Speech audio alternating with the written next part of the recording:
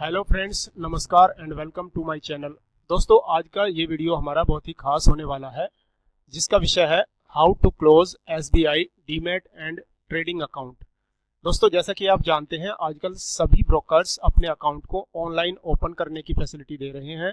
उसी प्रकार से अगर किसी को किसी भी ब्रोकर का अकाउंट पसंद नहीं है या आपने ट्रेडिंग छोड़ दी है, तो आप अपने अकाउंट को ऑनलाइन क्लोज भी कर सकते हैं। ये बहुत ही अच्छी सुविधा है। और आज मैं आपको इस वीडियो में बताने वाला हूं दोस्तों कि एसबीआई कैप सिक्योरिटी का अकाउंट अगर आपके पास पड़ा हुआ है और उस पर अननेसेसरी एनुअल मेंटेनेंस चार्ज लग रहे हैं और आप उसे क्लोज करना चाहते हैं, तो इस प्रोसेस से बहुत ही आसानी से आप उसे क्लोज कर सकते हैं। तो आइए जानते हैं किस प्रकार से इसे क्लोज करते हैं। ये आगे हम गूगल के होम पेज पर और यहाँ पर हम लिखेंगे एसबीआई कैप सिक्योरिटीज और सबसे ऊपर ही जो वेबसाइट आ जाएगी एसबीआई कैप सिक्योरिटी की, उस पर हम क्लिक कर लेंगे।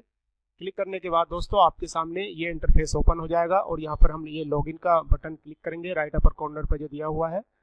इस बटन पर क्लिक करने के बाद हमें यहाँ पर लॉगिन करना होगा अपने demat account user ID and password से। तो कुछ भी आपका आईडी कुछ भी हो सकता है, ये मैं ऐसे ही आपको बताने के लिए इंसर्ट कर रहा हूँ, ये मेरा रियल आईडी नहीं है। तो दोस्तों, ये मैंने ना एसबीआई सिक्योरिटी अकाउंट लॉगिन कर लिया है और इसमें हमें अकाउंट क्लोज करने के लिए जाना होगा सेटिंग पर। सेटिंग का बटन आपको मिलेगा राइट अपर कॉर्नर पर, यहाँ पर सेटिंग का बटन है। सेटिंग का बटन दबाने के बाद आपको सबसे नीचे एक बटन मिलेगा क्लोज अकाउंट। क्लोज अकाउंट पर क्लिक करने के बाद आपके सामने ये इस प्रकार का पेज ओपन हो जाएगा।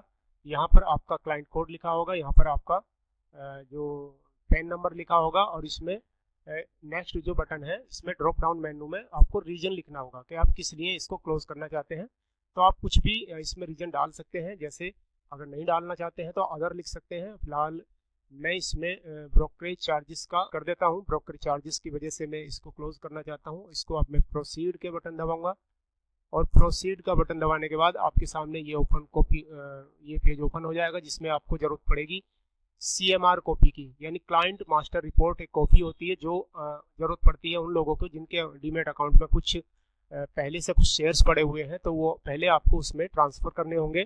और ट्रांसफर करने के लिए आपको सीएमआर कॉपी डाउनलोड करनी होगी किसी नए ब्रोकर की जहां पर आप ट्रांसफर कराना चाहते हैं। उसके साथ साथ दोस्तों have a copy of signature done on white paper. एक वाइट पेपर पर सिग्नेचर करके आपको उसकी कॉपी स्कैन करके रेडी करनी होगी। उसके साथ साथ आपको आधार रखना होगा, आधार कार्ड से आपको ई साइन करने होंगे। Do e sign of closure from which your mobile number has been linked with your Aadhaar, यानी आधार ओटीपी से आपको वो फॉर्म को साइन करना होगा। उसके बाद alternatively you can opted any one of the flow method. तो इसमें से आप कई तरीके से, ये और 3 तरीके बताए गए हैं जिसके तरीके से आप अकाउंट को क्लोज कर सकते हैं। तो फिलहाल हम ऑनलाइन प्रोसेस में जाएंगे। ऑनलाइन प्रोसेस में जाने के लिए आपको प्रोसीड का बटन दबाना पड़ेगा, proceed to online transfer and disclosure closure now. तो अगर आपके खाते में कुछ शेयर्स पड़े हुए हैं, उनको ट्रांसफर भी करना है और क्लोज भी करना है, तो ये बटन हम दबा देंगे। ये बटन दबाने के बाद आपके सामने एक ओटीपी आएगा आपके मोबाइल पर। के बाद वेरीफाई करने के बाद आपके सामने कुछ इस प्रकार का इंटरफेस ओपन हो जाएगा और यहाँ पर आपको सबसे पहले अपलोड करना होगा client master report. Client master report मैंने डाउनलोड करके अपने डेस्कटॉप पर यहाँ पर रख लिया है, जिसका नाम मैंने दिया था सीएमआर। ये पीडीएफ फॉर्म में होना चाहिए, तभी इसको एक्सेप्ट करेगा। दूसरा अपलोड सिग्नेचर भी मैं यहाँ पर अपलोड कर देता हूँ। तो ये मैंने सिग्नेचर भी अपलोड कर दिया है। और इसमें दोस्तों यहाँ पर आपको कंफर्मेशन देना पड़ेगा फॉर डिलीवरी इंस्ट्रक्शन स्लिप का।